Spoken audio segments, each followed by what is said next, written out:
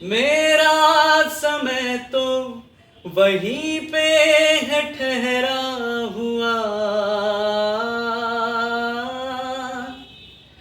बताऊं तुम्हें क्या मेरे साथ क्या क्या हुआ।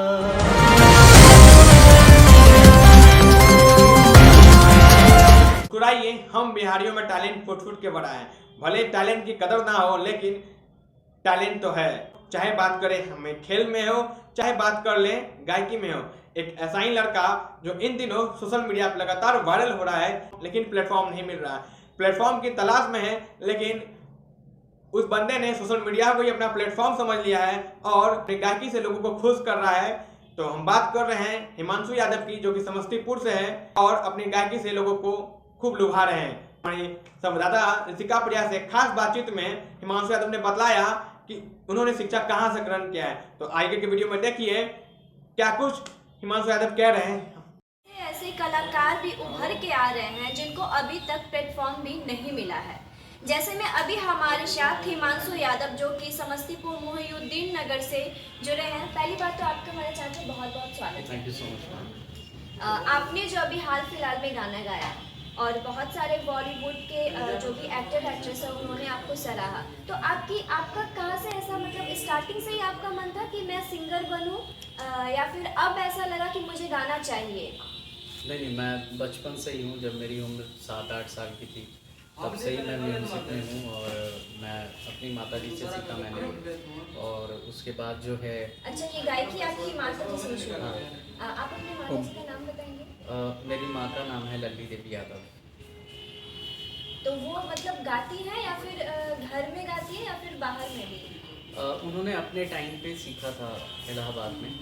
तो जैसे कि वो अपने कुछ टाइम के लिए उन्होंने सीखा और फिर मुझे सिखाना शुरू किया था और घर में ही उनका अपना गाना बजाना था सिर्फ। अच्छा, आपने जो ये गाना सीखा है वो घर से ही है? आपने कहीं से शिक्षा नहीं ली है इनकी, घर से ही शिक्षा ली है? मेरी माँ ने शिक्षा दिया है म्यूज़िक का और उसके बाद मैंने अलग अलग गुरुओं से सीखा। जैसे मैं कहाँ कहाँ से आपने अब सीखा? जैसे मैं हाजीपुर में हमारे गुरुजी हैं देवानंद ठाकुर, उनसे सीखा है। दिल्ली में मैंने अमजद अली खान साहब से सीखा है। तो ये सारी चीज़ें भी हैं। और अब आप जाकर फेसबुक पे भी गाने लगे हैं। अब मैं कंसिस्टेंटली फेसबुक पे मैं काफ़ी दिनों से एक्टिव हूँ, बट ये है कि अब थोड़ा सा लोगों तक मैं पहुँचना शुरू हुआ हूँ। तो आपने कहीं और भी अपनी गायकी को उभारने की कोशिश की है? जैसे मुंबई जाना, फिर वहाँ पे रहना, वहाँ पे जिस तरीके से बाकी लोग भी स्ट्रगल कर रहे हैं वैसे आपने किया? बचपन से मैं सीखता रहा और मेरा मेन एम्बिशन भी यही रहा कि मैं अच्छा प्लेटफॉर्म मिले मुझे और मैं गा सकूं वहाँ जाके। और इंडियन आइडल, सारेगामापा और आपका राइजिंग स्टार जैसे बड़े मंचों पे मैंने कोशिश की कि वहाँ पहुँच सकूं मैं, बट मैं सेलेक्ट नहीं हो पाता हूँ। तो इतनी अच्छी आपकी गायकी है, आखिर आपको आपकी कमी नज़र आती है कि कहीं ना कहीं मैं गलत मतलब मेरे अंदर कमी है जिसके कारण मैं वहाँ तक नहीं पहुँच पा रहा हूँ?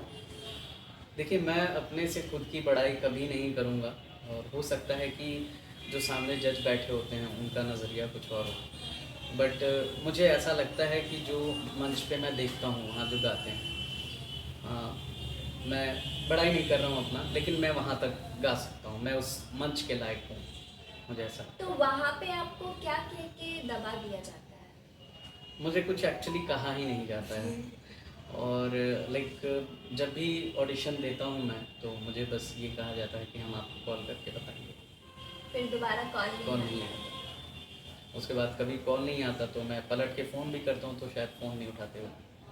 अच्छा, अभी हाल ही में जो है ना अमरजीत भी गाना गाया था, उन्होंने उनको हिमेश रेशमिया ने प्लेटफॉर्म भी दिया है। बहुत अच्छी बात है, मेरे ही क्षेत्र का है और इवन मुझसे कुछ दिनों तक सीखा भी है उसने।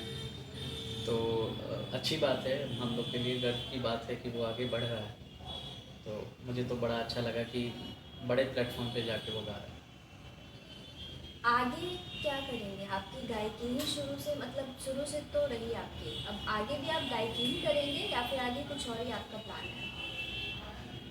जी बिल्कुल, मैं म्यूज़िक से जुड़ा हूँ तो मैं इसी को अपना रोजी रोटी मानता हूँ और सब कुछ मानता हूँ।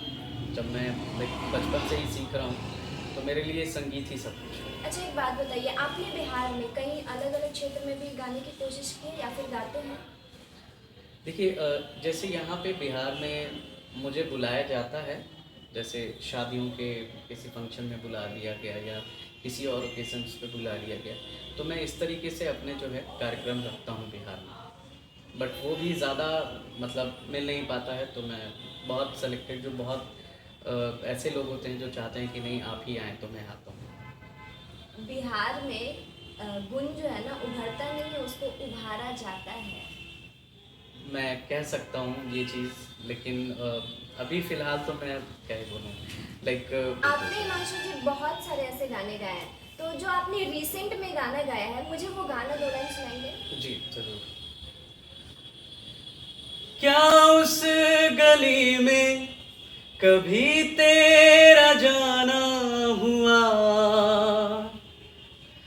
जहाँ से ज़माने को गुजरे ज़माना हुआ, मेरा समय तो वहीं पे है ठहरा हुआ,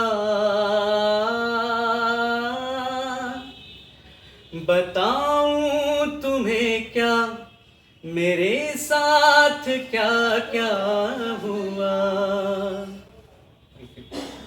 चलिए, बहुत बहुत धन्यवाद। आपकी सच में गायकी इतनी अच्छी है कि मेरे रोंगटे भी खड़े हो गए हैं। Thank you ma'am. जो बहुत ऐसे लोग होते हैं जो चाहते हैं कि नहीं आप ही आएँ, तो मैं आता हूँ। बिहार में गुण जो है ना उभरता नहीं है, उसको उभारा जाता है। मैं कह सकता हूँ ये चीज़, लेकिन अभी फ़िलहाल तो मैं क्या ही बोलूँ, लाइक मैं अभी लोगों तक पहुँचना शुरू हुआ हूँ, और मुझे उम्मीद है कि लोग मुझे सपोर्ट करेंगे। जिस बात की आप बात कर रहे हैं कि उभारा जाता है, तो अभी मुझे भी अभी हिमांशु जी आप पटना में मौजूद है, तो यहाँ से किन्हीं का कॉल वॉल आया गाने के लिए, या फिर जैसे आप शादियाँ की बात करें कि मैं शादी में भी गाता हूँ, तो आपने पटना में गाया है?